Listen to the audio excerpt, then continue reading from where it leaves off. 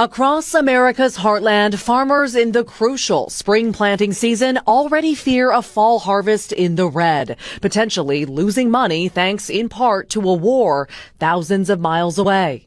I'm not a very political person, but everything affects our prices, it seems like, in one way or another. You're not a very political person, but politics is impacting. Oh, definitely. You. Yeah. Mm-hmm. Fourth-generation corn and soybean farmer Rod Bushmeyer's family has worked this rural Illinois land for more than a century. Rising input costs have long been a fact of life. Bushmeyer says his costs for things like seeds, machinery, and fuel were up 40% in the 5 years after the pandemic.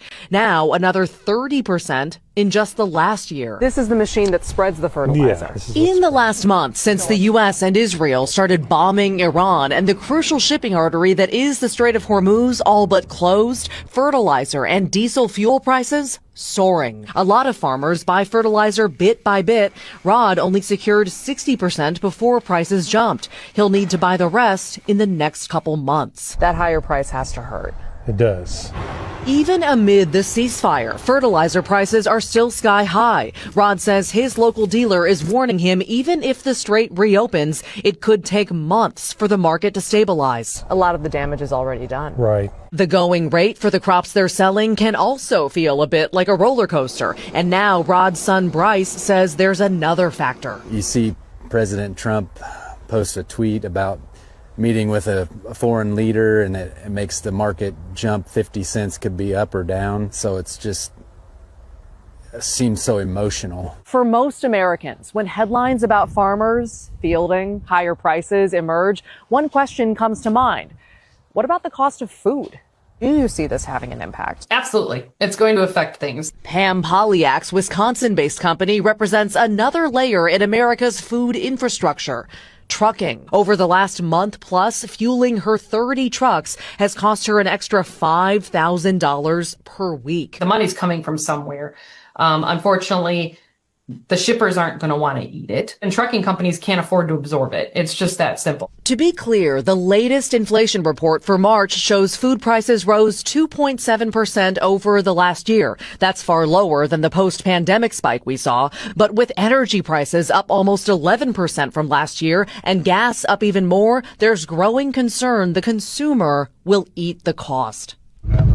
Back on the farm, Rod's working alongside his granddaughter, Reese. He hopes the sixth generation to take charge here.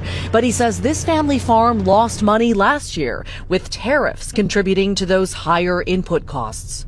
You're looking at this year potentially the same thing happening. Yeah, you can only do that so many years. Global uncertainty striking American soil.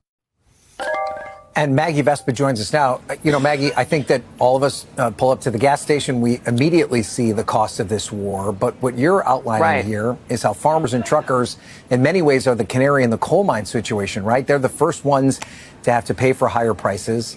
They can't just hold on to those higher prices, right? That pain ripples through the economy.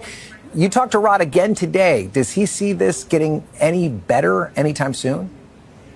Ryan, he really doesn't. That canary in the coal mine metaphor is perfect. And his point was like, look, hypothetically, indulge this hypothetical, okay? The Strait of Hormuz opens back up today and shipping gets back to normal immediately. Both he and his local fertilizer dealer in Southern Illinois, so two guys who spent decades in this industry, they say even if that happens, it likely would take months for the market to normalize and prices to get back to their pre-war levels. And as we know, as you've covered today, that is nowhere close to reality. Ryan. Maggie Vespa, thanks for opening our eyes to this growing issue. We appreciate it.